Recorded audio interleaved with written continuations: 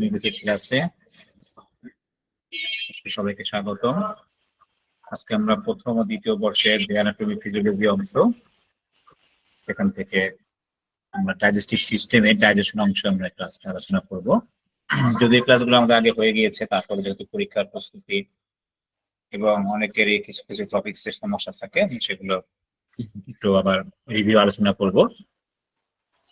আমাদের আজকের আলোচ্য বিষয় হচ্ছে ডাইজেশন বা পরিপাক। পরিপাক বলতে আমরা আসলে কি বুঝি? আমরা যে খাবার খাই, খাবার খাওয়ার পর খাবার যে হজম বা খাবার যে পরিপাক হয়, সেই জিনিসটা কি সেটা আমরা শুনি। ঠিক আছে। Digestion is a physiological process. এটি একটি শারীরবৃত্তীয় প্রক্রিয়া। এটা একটা আমাদের বডির স্বাভাবিক একটি প্রক্রিয়া, যে প্রক্রিয়ার মাধ্যমে আমরা খাবার খাওয়ার পর খাবারগুলো ভেঙে ভেঙে একটা সিম্পল একটা অংশ পরিণত হয়, যে অংশ দ্বারা পরবর্তীতে আমাদের শরীর সেটা কি করতে পারে, শোষণ করতে পারে, অ্যাবজর্ব করতে পারে, এবং সেই পুষ্টিগুলোকে সে ভাগ ভাগ করে বিভিন্ন টিস্যুতে বা সেলে পৌঁছে দিতে পারে। ঠিক আছে। তার মানে মনে রাখতে হবে এটি একটি ফিজিওলজিক্যাল কন্ডিশন বা ফিজিওলজিক্যাল প্রসেস, অর্থাৎ আমাদের স্বাভাবিক একটা শারীরবৃত্তীয় প্রক্রিয়া। ঠিক আছে, যেখানে হচ্ছে কমপ্লেক্স ফুড পার্টিকেলস, অর্থাৎ আমরা যে জটিল খাবার খাই, কারণ আমরা যে ভাত খাই, রুটি খাই, এটা হচ্ছে একটা খুব জটিল একটা বড় খাবারের অংশ, খাবারের অণু। এগুলো কি করে আমরা ভেঙে ভেঙে ভেঙে ভেঙে আমাদের বডির একদম গুঁড়ো গুঁড়ো করে, অর্থাৎ রাসায়নিক ভাবে সেটা বিশ্লেষিত হয়ে আমাদের শরীর কি করে সেটাকে অ্যাবজর্ব করে। আমরা কিন্তু ওই যে খাবারটাকে সরাসরি সেটা কিন্তু আমার বডি রিসিভ করতে পারে না। এই জন্য বলছি যে কমপ্লেক্স ফুড পার্টিকেলস আর ব্রোকেন ডাউন, ভেঙে গুঁড়ো গুঁড়ো হয়ে যায়, ক্ষুদ্র ক্ষুদ্র অংশে পরিণত হয় into simple form suitable for absorption, যেটা উপযোগী, একদম শোষণ উপযোগী তৈরি হয়, and subsequent utilization by body cells, এবং পরবর্তীতে সেটা কি করে আমাদের কোষ বা সেলগুলো যেন সেটা কি করতে পারে, সে ব্যবহার করতে পারে। এই প্রক্রিয়াটাকেই বলা হয় ডাইজেশন বা পরিপাক। ঠিক আছে। তো এই ডাইজেশনের উদ্দেশ্যটা কি, পারপস অফ ডাইজেশন, যে আমাদের পরিপাকের ফলে কি হয়?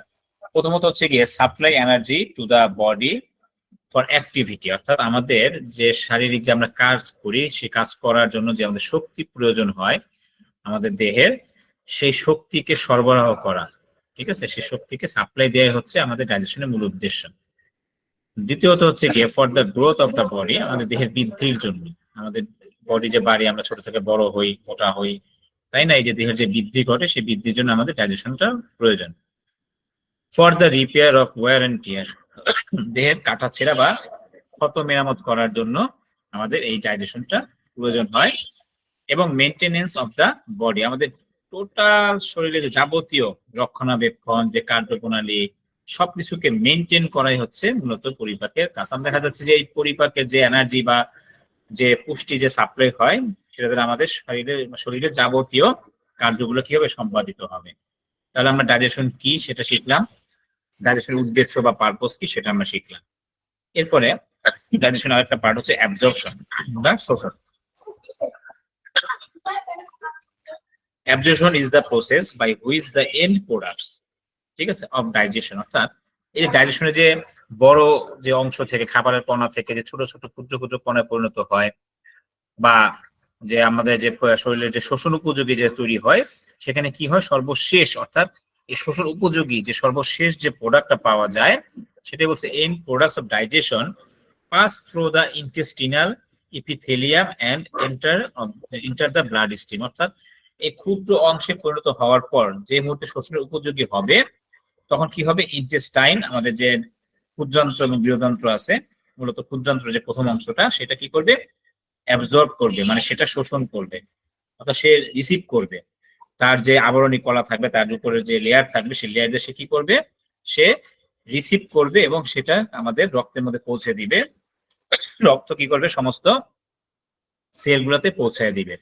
এই যে প্রসেসটা, সে রিসিভ করে এবং সেটা যে ব্লাড স্ট্রিমে, অর্থাৎ রক্ত প্রবাহে যে ছেড়ে দিল, এটাকে বলা হয় অ্যাবজর্পশন বা শোষণ। তাহলে কি দাঁড়ালো, যে প্রক্রিয়ায় পরিপাকের ফলে সর্বশেষ তৈরিকৃত খাদ্য উপাদান সমূহ অন্ত্রের আবরণী কলা ভেদ করে রক্তে প্রবাহ করে, সেটা হচ্ছে অ্যাবজর্পশন বা শোষণ। এটা ইন্টেস্টাইন রিসিভ করে। এখন এই যে ডাইজেশন যে হবে বা অ্যাবজর্পশন যে হবে, মূলত এই ডাইজেশন হওয়ার জন্য আমাদের কিছু ডাইজেস্টিভ জুস বা পাচক রস কাজ করে। ঠিক আছে, এই রসগুলো আমাদের কি করে খাবারগুলোকে ভাঙার জন্য এবং শোষণের উপযোগী করার জন্য তারা হেল্প করে। তো এই ডাইজেস্টিভ জুস গুলো কি, এটা পরীক্ষার মধ্যে আসে যে ডাইজেস্টিভ জুস গুলো কি কি তার নামগুলো লেখার জন্য। তাহলে 1 নম্বরে হচ্ছে স্যালাইভা, আমাদের যে মুখের ভিতর যে লালা তৈরি হয়, স্যালাইভেশন হয়, এই স্যালাইভাই হচ্ছে আমাদের প্রথম বা মেইন কি হচ্ছে পাচক রস বা ডাইজেস্টিভ জুস। এরপরে যখন আমরা পাকস্থলীর খাবার চলে যায়, পাকস্থলী থেকে আরেক ধরনের ডাইজেস্টিভ জুস বের হয়, সেটা হচ্ছে গ্যাস্ট্রিক জুস, পাকস্থলী রস, এটা এক ধরনের পাচক রস। এই গ্যাস্ট্রিক জুসের মধ্যে যেমন একটা হচ্ছে হাইড্রোক্লোরিক অ্যাসিড, আমরা জানি এই হাইড্রোক্লোরিক অ্যাসিড কিন্তু এক ধরনের পাচক রস। এরপরে প্যানক্রিয়াস বা অগ্নাশয় থাকে, এই প্যানক্রিয়াস বা অগ্নাশয় থেকে প্যানক্রিয়াটিক জুস বের হয়, এটা হচ্ছে বা অগ্নাশয় রস, এটা হচ্ছে ডাইজেস্টিভ জুস, পাচক রস। ইন্টেস্টাইন থেকে, অর্থাৎ আমাদের যে কি বলে অন্ত্র, হ্যাঁ, স্মল ইন্টেস্টাইন, এই ইন্টেস্টাইন থেকে ইন্টেস্টিনাল জুস বের হয়, যেটাকে সাক্কাস এন্টেরিকাস বলা হয়। অনেক সময় দেখা যায় শর্ট নোট আসে যে সাক্কাস এন্টেরিকাস কি, বা ভাইবাতে জিজ্ঞেস করে। তো এই সাক্কাস এন্টেরিকাস হচ্ছে আমাদের ইন্টেস্টাইন থেকে এক ধরনের রস মিশ্রিত হয়, যেটা ডাইজেশন করার জন্য, অর্থাৎ এটা এক ধরনের ডাইজেস্টিভ জুস। এতটুকু বলতে পারলো মোটামুটি চলবে। ঠিক আছে, এটাকে বলা হয় সাক্কাস এন্টেরিকাস। এরপর হচ্ছে বাইল বা পিত্ত রস, যেটা আমাদের কিসে থাকে, গল ব্লাডার, হ্যাঁ, গল ব্লাডার পিত্তথলি, সেখানে জমা থাকে, যে এখান থেকে বাইল বের হয়, পিত্ত রস বের হয়, এটা হচ্ছে আমাদের ডাইজেস্টিভ জুস। তাহলে আমরা কি পেলাম, saliva, gastric juice, pancreatic juice, intestinal juice এবং বাইল। ইন্টেস্টিনাল জুসকে বলা হয় সাক্কাস এন্টেরিকাস। তাহলে এগুলো আমাদের ডাইজেস্টিভ জুস বা পাচক রস। এরপরে এই টপিকটি একটু জটিল মনে হতে পারে, আমি চেষ্টা করবো সহজ করে বলার জন্য। যে আমাদের যে খাবার আমরা খাই মেইনলি, আমাদের আমরা জানি যে খাদ্যের উপাদান হচ্ছে 6টি। ঠিক আছে, 1 নম্বর হচ্ছে প্রোটিন বা আমিষ, 2 নম্বর কার্বোহাইড্রেট বা শর্করা অথবা শ্বেতসার, 3 নম্বর হচ্ছে আমাদের চর্বি বা ফ্যাট অথবা স্নেহ, এরপর হচ্ছে মিনারেল বা খনিজ লবণ, যেটাকে আমি ইলেকট্রোলাইট হিসেবেও জানি, তারপর হচ্ছে ওয়াটার বা পানি, এবং সবশেষ হচ্ছে ভিটামিন বা খাদ্য প্রাণ। তো এই 6 প্রকারের মধ্যে আমাদের মেইন যে প্রোডাক্ট খাবারের, সেটাই হচ্ছে কি প্রোটিন বা আমিষ এবং কার্বোহাইড্রেট বা শর্করা এবং হচ্ছে ফ্যাট বা চর্বি। মূলত আজকে আমরা এই 3 ধরনের খাবার নিয়ে আলোচনা করব, কারণ পানি তো সরাসরি চলে যায় আমাদের বডি, কি করে সরাসরি শোষণ করে, বা পানি সব জায়গাতে থাকে, এটা হজম হওয়ার কিছু নাই। মেইন হচ্ছে আমাদের 3 ধরনের খাবারটাই আমরা আগে দেখবো।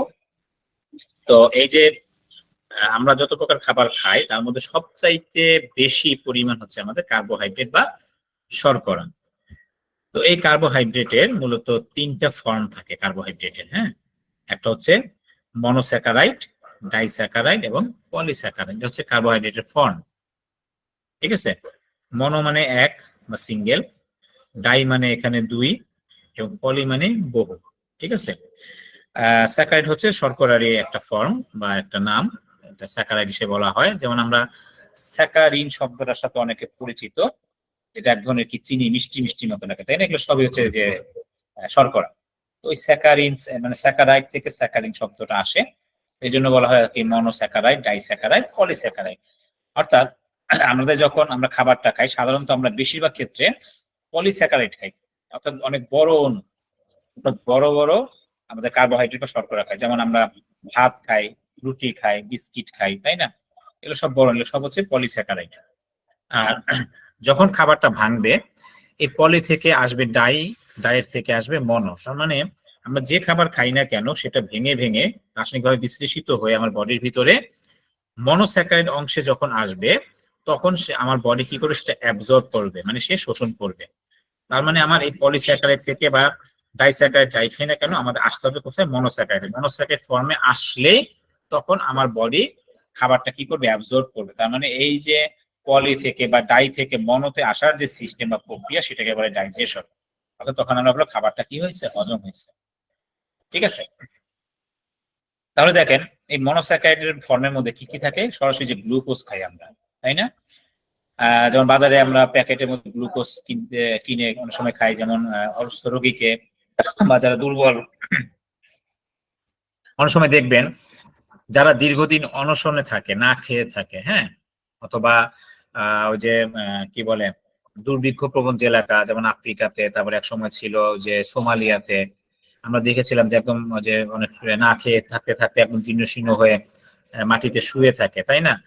তো তখন যখন যে পর্যটন যায় বা বিভিন্ন যখন যে মানবাধিকার যখন সংস্থাগুলো যায় তাদেরকে ত্রাণ নিয়ে, তারা কিন্তু সরাসরি তাদেরকে আগে খাবার দেয় না, হ্যাঁ, তাদেরকে প্রথম যদি দেখে যে তারা মুখে খাবারের মানে উপযুক্ত না থাকে, তখন তাদের মধ্যে ওই যে স্যালাইন পুশ করে, হ্যাঁ, পুশিং স্যালাইন, সেটার মধ্যে গ্লুকোজ পানি থাকে, তখন সেটা সরাসরি শিরার মাধ্যমে রক্তে প্রবেশ করে দেয়, তো যেটা অ্যাবজর্ব হয়ে যায়, তাই না? এরপরে তাদেরকে যখন একটু ওই দেওয়ার পরে চাঙ্গা হয়, এরপর তাদেরকে সরাসরি মুখে খাবার দিবে না, তখন তাদেরকে যে গ্লুকোজ পানি দেয়, জাস্ট মুখের মধ্যে ধরে অল্প অল্প করবে, কারণ এটা কি কোনো খেতে হয় না, চাবাইতে হয় না, সরাসরি আমাদের কিসে চলে যায়, ইন্টেস্টাইন থেকে, মানে পাকস্থলীর পর ইন্টেস্টাইন চলে যায়, ইন্টেস্টাইন থেকে সরাসরি অ্যাবজর্ব হয়ে যায় গ্লুকোজ পানিটা, ঠিক আছে? এরপরে আমরা যখন বিভিন্ন ধরনের ফ্রুটস খাই, ফল খাই, এই ফল থেকে যে ফলের যে রস থাকে, রসের মধ্যে প্রচুর পরিমাণে সরাসরি গ্লুকোজ থাকে, মানে এটা চিনি জাতীয় আর কি, আমরা ফলটা চিনি বলি, কিন্তু আসলে চিনি কিন্তু মনোস্যাকারাইড না, চিনি কিন্তু অনেক বড় অণু, হ্যাঁ, এটাও ভেঙে ভেঙে গ্লুকোজে আসতে হয়। তো আমরা ওই যে ফল থেকে যখন খাই, ফল থেকে আমরা ফ্রুক্টোজ পাই, এই ফ্রুক্টোজ হচ্ছে মনোস্যাকারাইড ফর্ম। এই যখন ভেঙে এটা ফ্রুক্টোজ ফর্মে আসে ফ্রুটস থেকে, সরাসরি সেটা ইন্টেস্টাইনের মাধ্যমে অ্যাবজর্ব হয়ে যায়। এরপর হচ্ছে কি গ্যালাক্টোজ, দুধ থেকে বা দুধ জাতীয় খাবার থেকে যেগুলো আমরা পাই সেটা হচ্ছে গ্যালাক্টোজ হিসেবে আমরা পাই। তার মানে আমাদের মনোস্যাকারাইড ফর্ম হচ্ছে কোনটা, গ্লুকোজ, ফ্রুক্টোজ যেটা ফল থেকে আসে, এবং দুধ থেকে আসে গ্যালাক্টোজ। তিনটা জিনিস মনে রাখেন। অর্থাৎ যখনই আমরা দেখব যে কোন ফর্মে আছে, যে দুধ খেলাম, হ্যাঁ, দুধ হচ্ছে ল্যাকটোজ, কিন্তু ল্যাকটোজটা হচ্ছে আমাদের ডাইস্যাকারাইড, এই যে লেখা আছে ডাইস্যাকারাইড আমাদের ল্যাকটোজ। এই ল্যাকটোজ থেকে যখন আমরা খাবো, সেটা একটা ধাপ ভেঙে আবার আসবে কি হয়, গ্যালাক্টোজ। তারপরে ল্যাকটোজ থেকে যদি গ্যালাক্টোজ আসে, তখন ওই দুধটা আমার বডি কি করতে পারবে, অ্যাবজর্ব করতে পারবে। ল্যাকটোজ হচ্ছে আমার মনোস্যাকারাইড। আমরা বলছি যে আমাদের যে ফর্মে আসুক না কেন, এখানে আসলে আমাদের বডি শোষণ করতে পারে, অ্যাবজর্ব করতে পারবে, তার মানে ল্যাকটোজ আসতে হবে গ্যালাক্টোজে। আবার ল্যাকটোজ যেমন দুধ খাওয়ার পর দেখুন সময় একটু মিষ্টি মিষ্টি লাগে, তাই না? এই মিষ্টি হচ্ছে গ্লুকোজের কারণে। তারপর ল্যাকটোজটা ভেঙে আমার গ্লুকোজও হবে, গ্যালাক্টোজও হবে। এরপর হচ্ছে গিয়ে ম্যালটোজ, ডাইস্যাকারাইড। দেখেন এখানে একটা কথা যে নিচে লাইনে লিখে দিচ্ছে যে no digestion required, absorb directly. অর্থাৎ আমরা যদি গ্লুকোজ ফর্ম সরাসরি খাই বা ফলের থেকে যদি আমরা ফ্রুক্টোজটা বের করি, তখন সে ফ্রুক্টোজ পাওয়া যায়, প্যাকেটের মধ্যে ফ্রুক্টোজ পাওয়া যায়, মানে এটা হচ্ছে ফলের যে নির্যাসের যে অংশটা বা গ্যালাক্টোজ। যে ফর্মে থাকুক না কেন, এটা হচ্ছে আমাদের কি হবে, সরাসরি শরীরে অ্যাবজর্ব হবে, কোনো পরিপাকের বা ডাইজেশন বা ভাঙার কোনো দরকার নেই, কারণ এটাই সবার লাস্ট, এরপরে আর কিছু ভাঙা যাবে না। যদি আমরা ডাইস্যাকারাইড ফর্মে খাই, যেমন ল্যাকটোজ, মিল্ক, দুধ খেলাম, তাহলে বললাম যেটা দুধ থেকে একটা পার্টে ভেঙে আমার গ্লুকোজে আসবে এবং কিছু অংশ আসবে গ্যালাক্টোজ এই পার্টে, তার মানে তখন ল্যাকটোজটা আমাদের হজম হয়ে যাবে। ম্যালটোজ, ম্যালটোজ হচ্ছে কোনগুলো, যেমন ক্যারামেলস, অর্থাৎ চিনির সিরাপ, যারা দেখবেন যে ঘন চিনি, অনেক সময় ওই যে বিভিন্ন ধরনের কেক বা পেস্ট্রি বানানোর সময় এক ধরনের ঘন সিরাপ ব্যবহার করে, এগুলোকে ক্যারামেল বলা হয়। এই ক্যারামেলটা বা এটা হচ্ছে এক ধরনের ম্যালটোজ। এই ম্যালটোজ হচ্ছে আমাদের ডাইস্যাকারাইড, এটাও একটা ধাপে ভেঙে আমাদের গ্লুকোজ আসতে হবে। যেমন হানি, মধু, স্ন্যাক বার, চকলেটের কিছু বার পাওয়া যায়, হ্যাঁ, এগুলো হচ্ছে সব আমাদের ম্যালটোজ, এগুলো ডাইস্যাকারাইড, এটা ভেঙে গ্লুকোজ আসলে তখন আমাদের বডি অ্যাবজর্ব করতে পারবে, অর্থাৎ ডাইজেশন হবে। এবার হচ্ছে যে যেমন আখের রস বা আখের চিনি থেকে যেটা ক্যান সুগার বলা হয়, এটা হচ্ছে সুক্রোজ পাওয়া যায়, হ্যাঁ, কিন্তু আমরা যেমন বাজারে সময় ওই যে যাদের ডায়াবেটিক রোগী, তাদের সুক্রোজ এক ধরনের পাউডার জাতীয় চিনির মতো বলা হয় যে সুক্রোজ, এটার মধ্যে কি আছে, তার মানে এটা কিন্তু সরাসরি চিনি না, এটা একটা ডাইস্যাকারাইড, মানে একটু অল্প অংশ, সামান্য পরিমাণে কি করবে, ব্লাডে শর্করা বাড়ায়, কিন্তু সুক্রোজও বাড়ায়। এই জন্য সুক্রোজের আখের চিনি, এটা হচ্ছে আমাদের ডাইস্যাকারাইড, এটাও ভেঙে কি আসবে, গ্লুকোজে আসবে, মানে একটা পার্ট সহজ করে দিবে। এগুলো মূলত ইন্টেস্টাইনে ডাইজেশন হয়, যেন বলছে ডাইজেশন মেইনলি ইন ইন্টেস্টাইন, ঠিক আছে, এখানে পরিপাক হবে। এই ডাইস্যাকারাইড থেকে মনোস্যাকারাইড ফর্মে আসতে হবে। পলিস্যাকারাইড ফর্ম কি, এই যে যেটা আমরা বেশিরভাগ যে খাবারগুলো খাই, যেমন স্টার্চ, হ্যাঁ, বা গ্রেন, খাদ্যশস্য, এটা আটা, গম, ভুট্টা, হ্যাঁ, এগুলো সব হচ্ছে স্টার্চ। আলু, এই শর্করা যেটা মেইন, এগুলো হচ্ছে পলিস্যাকারাইড। এরপর হচ্ছে কিছু আমরা গ্লাইকোজেন খাই। হ্যাঁ, গ্লাইকোজেন হচ্ছে যেটা আমাদের প্রাণী থেকে পাওয়া যায়, এনিমেল বডি থেকে। হ্যাঁ, যেমন আমরা যে গোস্ত খাই, মুরগি, গরু, তাই না, হাঁস, যেসব গোস্ত আমরা খাই এনিমেল বডি, বিশেষ করে ওদের যে লিভারটা থাকে অর্থাৎ কলিজা যেটা আমরা খাই, এই কলিজার মধ্যে প্রচুর পরিমাণে গ্লাইকোজেন থাকে। অর্থাৎ ওদের যে কার্বোহাইড্রেট সঞ্চিত থাকে প্রাণীর দেহে, সে তাদেরটা যখন আমরা খাবো সেটা হচ্ছে গ্লাইকোজেন। অর্থাৎ প্রাণীর বডিতে যে সঞ্চিত কার্বন কি বলে কার্বোহাইড্রেট থাকে, শর্করা থাকে, সেটা যখন আমরা সরাসরি রিসিভ করবো ওদের কাছ থেকে, সেটা হবে গ্লাইকোজেন। এটাও এক ধরনের পলিস্যাকারাইড। এবং উদ্ভিদ থেকে যেটা আমরা পাবো সেটা হচ্ছে সেলুলোজ। ঠিক আছে, শাকসবজি থেকে আমরা পাই, পাতা থেকে পাই। সাধারণত সেলুলোজটা আমরা কি করতে পারি না, হজম করতে পারি না, কিন্তু এটা আমাদের এর মধ্যে প্রচুর ফাইবার থাকে, এবং এই কারণে আমরা এটা খেলে আমাদের বাথরুমটা, মলটা কি খুব নরম হয়। এই জন্য এটা আমরা কি করতে পারি না, হজম করতে পারি না, কিন্তু এটা আমাদের বডিতে উপকারী। সেলুলোজ খেতে হয়। যারা কোষ্ঠকাঠিন্যে ভুগে, হ্যাঁ, যে পাইলসের ক্ষেত্রে ভুগে, তারা কিন্তু সেলুলোজ খেতে বলে, অর্থাৎ শাকসবজি খেতে বলে। এই সেলুলোজটা আমাদের পরিপাক থেকে কি করে, মানে খুব নরম করে, এবং ওখান থেকে বের হয়ে যেটা আমাদের আমরা হজম করতে পারি না। এই হচ্ছে আমাদের কার্বোহাইড্রেটের তিনটা ফর্ম। মনোস্যাকারাইড, যার মধ্যে আমরা পাবো গ্লুকোজ, ফ্রুক্টোজ, গ্যালাক্টোজ। গ্লুকোজ আমরা যে কোনো খাবার থেকেই পাবো, ফ্রুক্টোজটা পাবো হচ্ছে আমরা ফ্রুটস থেকে, গ্যালাক্টোজটা পাবো আমরা দুধ থেকে, হ্যাঁ, বা দুধ জাতীয় খাবার থেকে। ডাইস্যাকারাইডের মধ্যে থাকবে ল্যাকটোজ, যেটা সরাসরি আমরা দুধ খাবো, সেটা ল্যাকটোজ আকারে পাবো। এরপর হচ্ছে গিয়ে ক্যারামেল বা চিনি সিরাপ বা মধু বা স্ন্যাক বার থেকে আমরা পাবো ম্যালটোজ, এবং আখের রস থেকে পাবো বা আখের চিনি থেকে পাবো সুক্রোজ। ঠিক আছে, পলিস্যাকারাইড অংশ হচ্ছে গিয়ে আমাদের যেটা আমরা স্টার্চ, অর্থাৎ এই যে ময়দা, আলু, ভাত, গম যা খাই না কেন সেটা হচ্ছে স্টার্চ। এরপরে প্রাণীর বডি থেকে যেটা পাবো সেটা হচ্ছে গ্লাইকোজেন। আর উদ্ভিদের দেহ থেকে যেটা পাবো, উদ্ভিদ থেকে যেটা পাবো, লতা পাতা শাকসবজি থেকে, সেটা হচ্ছে কি সেলুলোজ। এগুলো হচ্ছে সব পলিস্যাকারাইড। তাহলে এই যে খাবারগুলো যে আসবে এখন, তার মানে আমরা কি পেলাম, যে and product of carbohydrate digestion, আবার শেষে পাবো হচ্ছে গ্লুকোজ, গ্যালাক্টোজ এবং ফ্রুক্টোজ। এটা হচ্ছে এন্ড প্রোডাক্ট, সর্বশেষ। মানে এরপরে হজম হওয়ার কিছু নেই, এটাই হওয়া মানে হজম হওয়া। এখন এই খাবারগুলোকে হজম করার জন্য, ডাইজেশন করার জন্য আমাদের কিছু এনজাইম প্রয়োজন। এনজাইম হচ্ছে কি এক ধরনের কেমিক্যাল সাবস্টেন্স। ওই যে আমরা যে পড়লাম একটু আগে ডাইজেস্টিভ জুস, এই ডাইজেস্টিভ জুসের মধ্যে প্রচুর পরিমাণে এনজাইম থাকে, যেগুলো খাবারকে ডাইজেশন করতে বা হজম করতে সহায়ক হয়। এনজাইম হচ্ছে এমন এক কিছু উপাদান, রাসায়নিক ফর্ম, যা নিজেরা কোনো কিছু চেঞ্জ হবে না, কিন্তু অন্যগুলোকে চেঞ্জ করতে সহায়তা করে, খাবারগুলোকে ভাঙতে, পরিবর্তন করতে সহায়তা করে।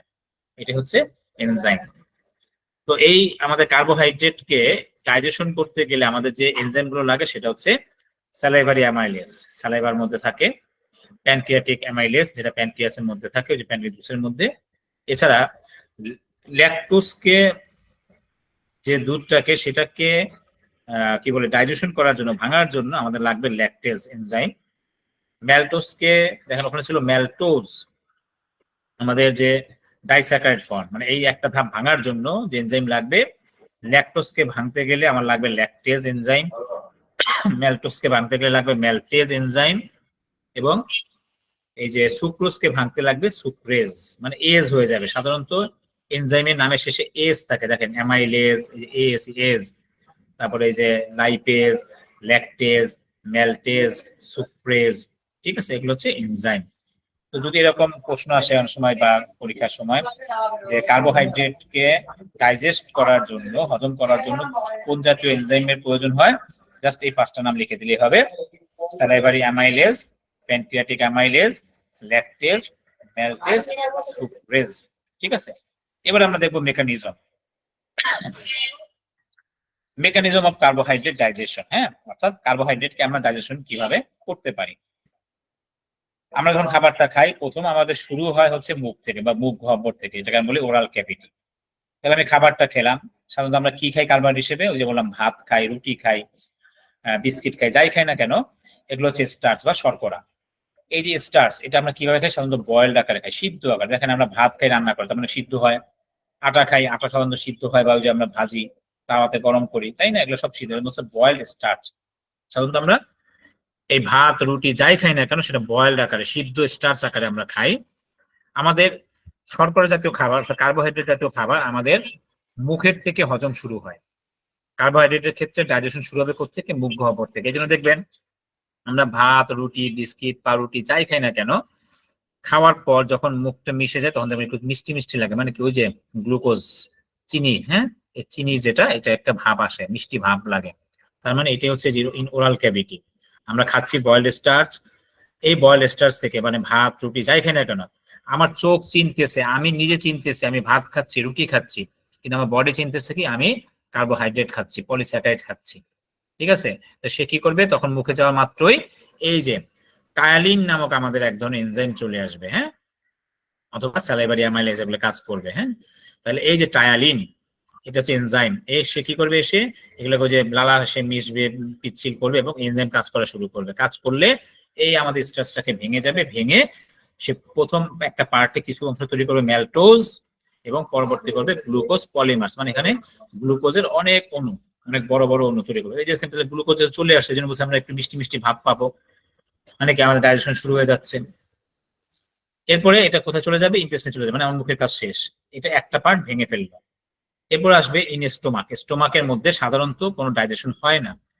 পাকস্থলিতে আমাদের কোনো শর্করা জাতীয় খাবার ডাইজেশন হবে না, হজম হবে না বা ভাঙবে না, কিন্তু এখানে শুধু একটু পানির সাথে ওই যে একটু যে কি বলে এখানে এনজাইমের মাধ্যমে বা পানির সাথে মিলে একটু হাইড্রোলাইসিস করবে, অর্থাৎ একটু আর্দ্র বিশ্লেষিত হবে সামান্য পরিমাণে, অর্থাৎ এটাকে একটু প্রসেস করবে, কিন্তু কোনো ভাঙবে না। তখন সে চলে যাবে কোথায়? পরের ধাপে সোজা ইন্টেস্টাইনে। তাহলে যে ইন্টেস্টাইনে যে বাকি স্টার্চটা থাকবে, এখানে আমাদের এনজাইম আসবে হচ্ছে প্যানক্রিয়াটিক অ্যামাইলেজ স্টোমাকে, সরি ইন্টেস্টাইনে, অর্থাৎ প্যানক্রিয়াস থেকে প্যানক্রিয়াটিক অ্যামাইলেজ আসবে, স্টার্চটাকে আবার একটা দ্বিতীয় ধাপে ভাঙবে, আবার ম্যালটোজ আকারে আসবে এবং গ্লুকোজ পলিমার আকারে আসবে। তাইলে গ্লুকোজ তো যে সে অ্যাবজর্ব করে ফেললো এই অংশটুকু, তাহলে আগের ম্যালটোজ আর এই যেমন নতুন ম্যালটোজ সব মিলে এই ম্যালটোজকে ভাঙার জন্য আমরা বলছি কি লাগবে? ম্যালটেজ লাগবে। এই ম্যালটেজ থেকে আমাদের তখন ছোট ছোট অনেকগুলো গ্লুকোজ গ্লুকোজ গ্লুকোজ এরকম করে গ্লুকোজ অণুতে ভাঙতে থাকবে। ঠিক আছে, এই অংশ চলে গেল। এরপর হচ্ছে যদি আমরা দুধ খাই, ল্যাকটোজ যদি খাই আমরা, হ্যাঁ, তো ল্যাকটোজ থেকে সেম, এটা সরাসরি চলে আসবে ইন্টেস্টাইনে, পাকস্থলিতে হবে না। ল্যাকটোজকে ভাঙার জন্য আমার লাগবে ল্যাকটেজ এনজাইম। ঠিক আছে, তাহলে এই ল্যাকটোজকে ভাঙতে আমার ল্যাকটেজ লাগবে, ল্যাকটেজ ভেঙে তাহলে কি চলে আসবে? গ্লুকোজ আসবে। এবং আমরা কি বলছিলাম এখানে একটু সরি ভুল আছে, এখানে গ্লুকোজ গ্লুকোজ আসবে, গ্লুকোজ প্লাস গ্যালাক্টোজ। ঠিক আছে, এটা গ্যালাক্টোজ হবে, কারণ আমরা যে আগে দেখেছি ল্যাকটোজকে ভাঙলে কি পাওয়া যায়? গ্যালাক্টোজ পাওয়া যায়, এই যে গ্যালাক্টোজ। ঠিক আছে, যেটা দুধ থেকে আসে, ল্যাকটোজ থেকে গ্যালাক্টোজ আসবে, হ্যাঁ। তো এইটা অংশটা হচ্ছে, তাহলে এই যে ল্যাকটোজকে ভাঙতে লাগবে ল্যাকটেজ, তাহলে আমরা পাবো কিছু গ্লুকোজ কিছু গ্যালাক্টোজ। তাহলে এই গ্যালাক্টোজ গ্লুকোজ ফ্রুক্টোজ সব হচ্ছে কি আবার মনোস্যাকারাইড, তার মানে এখানে ডাইজেশন হয়ে যাচ্ছে।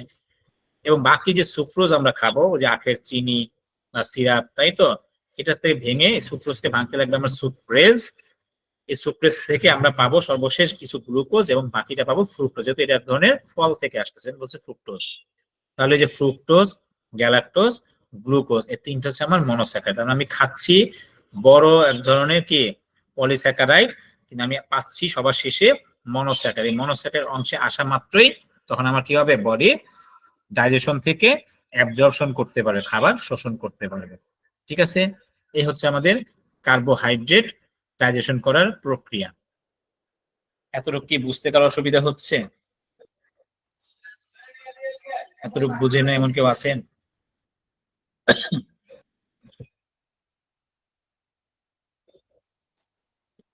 কারো কোনো প্রশ্ন আছে এখানে? থাকলে বলতে পারেন।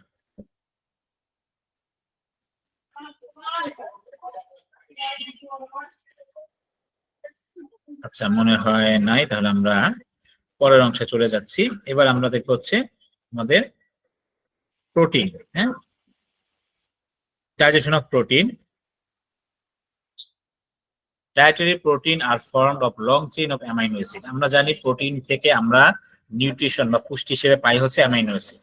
ঠিক আছে, যেটা একসাথে তৈরি হয়ে একটা চেইন আকারে থাকে, এটাকে বলে পেপটাইড লিঙ্কেজ বা পেপটাইড চেইন বা পলিপেপটাইড।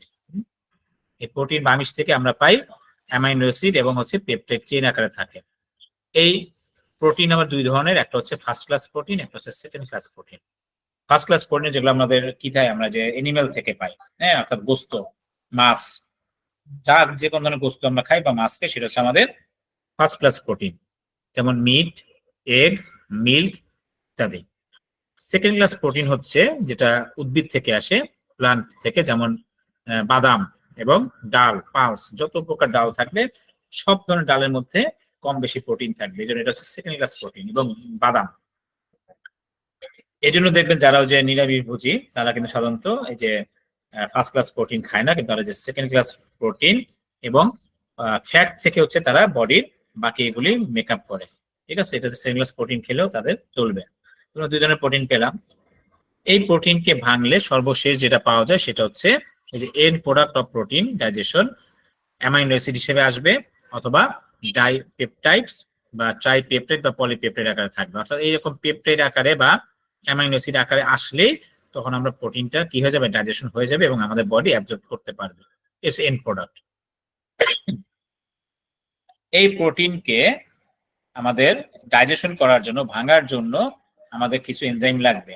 আমরা ওখানে কার্বোহাইড্রেটকে ভাঙার জন্য কিন্তু কিছু এনজাইম পেয়েছিলাম, তাই না? মনে আছে? আমি একটু দেখি যে salivary amylase, pancreatic amylase, lactase, maltase এবং সুক্রেজ। আমাদের এখানে লাগবে প্রোটিনকে ভাঙার জন্য এনজাইম লাগবে পেপসিন, ট্রিপসিন, কাইমোট্রিপসিন। তিনটা কিন্তু একরকম নাম, হ্যাঁ, পেপসিন, ট্রিপসিন, কাইমোট্রিপসিন। এরপর হচ্ছে কার্বক্সি পেপটাইডেজ, ওই দেখেন এজ আছে, এজ আছে, হ্যাঁ, কার্বক্সি পেপটাইডেজ। এরপর হচ্ছে অ্যামাইনো পলিপেপটাইডেজ এবং ফসফেটেজ। সবগুলিতে এজ আছে মোটামুটি, আর এখানে এটা ব্যতিক্রম, pepsin, trypsin, chymotrypsin, carboxy peptidase, amino polypeptidase এবং ফসফেটেজ। এগুলো হচ্ছে প্রোটিনকে ডাইজেস্ট করার জন্য এনজাইম। মেকানিজমটা কি? মাউথ, যেটা অর্থাৎ আমরা যখন গোস্ত খাই মুখের ভিতরে কোনো ডাইজেশন হয় না। আমরা কার্বোহাইড্রেটকে পেয়েছিলাম মুখের থেকে ডাইজেশন শুরু হয়, প্রোটিনের ক্ষেত্রে মুখে কোনো ডাইজেশন হয় না। কার্বোহাইড্রেট স্টোমাকে কোনো ডাইজেশন হয় না, কিন্তু প্রোটিনের মূল ডাইজেশনটাই হচ্ছে স্টোমাকে। ঠিক আছে, এই যে প্রোটিন আমরা গোস্ত খেলাম, পাকস্থলী চলে আসলো, এখানেও যে দুই ধরনের এনজাইম লাগবে বা কি লাগবে, ডাইজেস্টিভ জুস লাগবে, একটা হচ্ছে পেপসিন এবং হাইড্রোক্লোরিক অ্যাসিড, HCl। এর হচ্ছে এনজাইম পেপসিন এবং HCl মানে হচ্ছে হাইড্রোক্লোরিক অ্যাসিড, হ্যাঁ, এর সংকেত হচ্ছে HCl। তাহলে এই যে প্রোটিনটাকে ভেঙে তখন আসবে প্রোটিওজ এবং পেপটোন, পলিপেপটাইড। তা আমরা দেখছিলাম যে এন্ড প্রোডাক্ট কি, এই যে পলিপেপটাইড, হ্যাঁ, অ্যামাইনো অ্যাসিড আর হচ্ছে ডাইপেপটাইড। তাহলে আমরা যে পলিপেপটাইড পেয়ে গেলাম এক অংশ এবং পেপটোন পেয়ে গেলাম। এই পলিপেপটাইড যেটা, এই পলিপেপটাইড সরাসরি সে অ্যাবজর্ব করতে পারবে, মানে সেটা এন্ড প্রোডাক্ট। কিন্তু পেপটোন আর প্রোটিওজ হচ্ছে এই যে সেকেন্ড ধাপে। আমাদের স্টোমাকের পরের হচ্ছে ইন্টেস্টাইনের ফার্স্ট পার্ট যেটা, সেটা হচ্ছে ডিউডেনাম। ঠিক আছে, অর্থাৎ ডিউডেনাম যে মোটা অংশটা শুরুটা, এরপরে হচ্ছে মূলত যে বাকি এগুলো সবই স্মল ইন্টেস্টাইনে, কিন্তু এই প্রোটিনটা ডিউডেনামে তার ভূমিকা আছে বিধে ডিউডেনাম আলাদা করে লেখা হয়েছে, হ্যাঁ, এই ডিউডেনাম, প্রোটিওজ, এই যে প্রোটিওজ আসলো আর হচ্ছে পেপটোন আসলো। এদেরকে ভাঙার জন্য আরেক ধাপে আমার লাগবে ট্রিপসিন, কাইমোট্রিপসিন। দেখেন যে প্রথম ধাপে চলে আসলো পেপসিন, পরের ধাপে ডিউডেনামে গিয়ে আসবে এনজাইম ট্রিপসিন এবং কাইমোট্রিপসিন। এই প্রোটিওজ থেকে ভেঙে আসবে অ্যামাইনো অ্যাসিড এবং পলিপেপটাইড। ঠিক আছে, তাহলে এই যে পলিপেপটাইড এখানেও কিছু অংশ চলে যাবে এবং বাকি যেটা আসবে এটাকে আবার পেপটাইডেজ মিলে পলিপেপটাইডকে অ্যামাইনো অ্যাসিডে পরিণত করবে। তাহলে এগুলো হচ্ছে এন্ড প্রোডাক্ট। অ্যামাইনো অ্যাসিড আসলে আমার কি হয়ে যাবে, হজম হয়ে যাবে। তার মানে আমার মূলত হজম হয় স্টোমাকে, ডিউডেনামে এবং বাকি স্মল ইন্টেস্টাইনের পার্ট, তিন পার্টে আমার প্রোটিনটা হজম হয়ে গেল। এটা একদম সহজ, কারণ কার্বোহাইড্রেট বুঝলে একটু জটিল, এরপরে বাকিটা সহজ। ফ্যাটটা আরো সহজ। দেখেন ডাইজেশন অফ ফ্যাট, ফ্যাটের যে ফর্মগুলো আছে, চর্বি, বিভিন্ন আকারের চর্বি আমাদের বডিতে জমা হয়, যেমন নিউট্রাল ফ্যাট, হ্যাঁ, নিষ্ক্রিয় চর্বি, যেটাকে আমরা বলি টিজি বা ট্রাইগ্লিসারাইড। এটা হচ্ছে ক্ষতিকারক, এ কোনো কাজ করে না, কিন্তু এটা জমতে জমতে জমতে জমতে আর্টারি গুলো কি করে ফেলে, ব্লক করে ফেলে, তাই না? এই জন্য এটা হচ্ছে নিউট্রাল ফ্যাট বলা হয় বা নিষ্ক্রিয় চর্বি, যেটাকে আমরা বলি টিজি বা ট্রাইগ্লিসারাইড। এরপর হচ্ছে ফসফোলিপিড, লিপিড মানে চর্বি, যত প্রকার লিপিড থাকবে সব জায়গায় বুঝুন চর্বি। এছাড়া থাকে কোলেস্টেরল। এই কোলেস্টেরল আবার আমাদের বডিতে দুই ধরনের থাকে, একটা হচ্ছে HDL, হাই ডেনসিটি লিপোপ্রোটিন, যেটা আমাদের উপকারী চর্বি, আর একটা হচ্ছে LDL বা লো ডেনসিটি লিপোপ্রোটিন, যেটা ক্ষতিকারক চর্বি। সাধারণত মাছের যে তেল থাকে, মাছের যে চর্বি থাকে, মাছের যে কোনো মাছের সাইডের বা পেটের অংশে, এগুলো হচ্ছে উপকারী চর্বি। এটা আমরা বেশি বেশি খেলে আমাদের এইচডিএলটাকে কাটায় ফেলে, টিজিটাকে কাটায় ফেলে, এবং এটা থাকা আমাদের বডির জন্য ভালো। পক্ষান্তরে আমাদের যে কি বলে গোস্ত থেকে যেটা আসে, যেমন গরু থেকে, খাসি থেকে, যারা আরো অন্যান্য যে খায় অন্য ধর্মাবলম্বী যারা আছেন, এখান থেকে যে প্রচুর লাল মিট মানে রেড মিট যেটাকে বলা হয়, এখান থেকে চর্বি আসে, সেটার মধ্যে এই যে টিজিটা এবং এলডিএল কোলেস্ট্রল পরিমাণটা খুব বেশি থাকে। এছাড়াও এই কোলেস্ট্রল একটা পার্ট থাকে, সেটা বলা হয় কোলেস্ট্রল স্টার। এটা এক ধরনের চর্বির পার্ট, কোলেস্ট্রল স্টার বলা হয় এটাকে। তাহলে এগুলো হচ্ছে আমার ফ্যাটের ফর্ম। তো এই ফ্যাট থেকে আমাদের আসবে যেটা এন্ড প্রোডাক্ট, মানে সর্বশেষ যে প্রোডাক্ট আমরা পাবো, অংশ পাবো, যেটা থেকে ডাইজেশন করা মানে ডাইজেশন শেষ হবে, অ্যাবজর্ব হবে, সেটা হচ্ছে মনোগ্লিসারাইড এবং ফ্যাটি অ্যাসিড। ফ্যাট থেকে ফ্যাটি অ্যাসিড, আমাদের প্রোটিন থেকে ছিল অ্যামাইনো অ্যাসিড, আর ফ্যাট থেকে আসবে ফ্যাটি অ্যাসিড অথবা মনোগ্লিসারাইড, মনো মানে সিঙ্গেল, এক। তাহলে ফ্যাটকে ডাইজেস্ট করার জন্য আমাদের কি লাগবে? প্রথমত হচ্ছে বাইল, ওই যেটা আমাদের কি থাকে পিত্তথলির মধ্যে, হ্যাঁ, গল ব্লাডার যেটা, সেখানের মধ্যে মূল উপাদান হচ্ছে বাইল। এই জন্য দেখবেন যাদের অনেক সময় যে পিত্তথলিতে পাথর হয়, গলার স্টোন যাদের হয়, তখন তারা যদি অপারেশন করে ফেলে দেওয়া হয়, এরা আর সহজে বলতে মানে এই যে ফ্যাট জাতীয় খাবার আর হজম হয় না। কারণ কি, তার যে মূল উপাদান বাইল, এই বাইলেই থাকে না। কারণ বাইল স্টোর হওয়ার জায়গাটাই হচ্ছে গিয়ে বাইল তৈরি করে লিভার, কিন্তু লিভার যেটা পাতলা ভাবে তৈরি করে, এটা আসলে মূলত আমাদের ডাইজেশনের কাজ করে না। আমাদের ডাইজেশনের কাজ করবে এর থেকে 10 গুণ ঘন করবে পিত্তথলি থেকে, তখন সেটা খাবারের মাধ্যমে যখন খাবার খাবো ওই সময় হজম করার জন্য এটা বের হবে। এছাড়া প্যানক্রিয়াস থেকে প্যানক্রিয়াটিক লাইপেজ, তারপর প্যানক্রিয়াটিক আরএনএস, ডিএনএস, এরপর হচ্ছে নিউক্লিওটাইডেজ এবং ফসফেটেজ। দেখেন আমাদের প্রোটিনের সময় কিন্তু ফসফেটেজ ছিল, হ্যাঁ, এই ফসফেটেজটা আবার চর্বিকেও কি করে ডাইজেস্ট করতে এনজাইমটা লাগে। তাহলে আমরা ফ্যাটের যে এনজাইম গুলো কি কি? Bile, pancreatic lipase, pancreatic RNase, DNase, nucleotidase, phosphatase. ঠিক আছে, মেকানিজম কি হবে? মাউথে কোনো ডাইজেশন হয় না, মুখে কোনো পরিপাক হবে না ফ্যাটের, স্টোমাকের মধ্যে সামান্য পরিমাণে হবে। দেখেন, a small amount of triglyceride is digested in the stomach by lingual lipase. হ্যাঁ, লিঙ্গুয়াল বলতে জিহ্বা, জিহ্বা থেকে কিছু লাইপেজ এনজাইম নিঃসৃত হওয়ার পরে এই ফ্যাটের মানে ট্রাইগ্লিসারাইডের কিছু অংশ সামান্য পরিমাণে কি হবে? ডাইজেশন হবে। কোথায়? স্টোমাকে, ফ্যাটে। বাট মেইন যে অংশটুকু সেটা হবে ডিউডেনামে, অর্থাৎ স্টোমাকের পরের পার্ট। এই যে এখানে টোটাল চর্বি মানে যা খাবো সব ফ্যাট আকারে, চর্বি আকারে আসবে ডিউডেনামে। তখন ওই যে বাইল সল্ট, এই বাইল সল্টের মধ্যে প্রচুর পরিমাণে আমাদের এনজাইম থাকে, বাইলের যে সল্ট থাকে, হ্যাঁ, বাইল পিগমেন্ট থাকে, সবকিছু মিলে এটা হচ্ছে বাইল সল্ট এজিটেশন, অর্থাৎ এটা আন্দোলিত হবে, মিলাবে, এখান থেকে আমরা পাবো এমালসিফাইড ফ্যাট। এগুলো অনেক কঠিন কেমিস্ট্রির টার্ম, জাস্ট নামগুলি একটু মনে রাখবো, এবং আমরা যদি এভাবে করে আরো করে লিখে দেই আমরা পরীক্ষাতে ফুল মার্কস পাবো। তাহলে ফ্যাটকে ডাইজেস্ট করার জন্য আমাদের এনজাইম লাগবে কি? বাইল সল্ট এজিটেশন, এখান থেকে আমরা পাবো এমালসিফাইড ফ্যাট। এই বাকি অংশ ডিউডেনামের শেষ করে ইন্টেস্টিনের যে পুরো পার্ট থাকবে, এই এমালসিফাইড ফ্যাটকে কি করার জন্য? ডাইজেস্ট করার জন্য, সেকেন্ড মানে ধাপে ভাঙার জন্য আমাদের লাগবে প্যানক্রিয়াটিক লাইপেজ। এই প্যানক্রিয়াটিক লাইপেজ থেকেই তখন এটা ভেঙে আমরা পাবো ফ্যাটি অ্যাসিড এবং মনোগ্লিসারাইড। তার মানে এটা আমাদের এন্ড প্রোডাক্ট ফ্যাটের। ঠিক আছে, এই হচ্ছে আমাদের টোটাল ডাইজেশনের সিস্টেম এবং ডাইজেশনের যে ধাপগুলো, মেকানিজম গুলো, এটা আমরা এখানে পেলাম। কার্বোহাইড্রেট, প্রোটিন এবং ফ্যাট।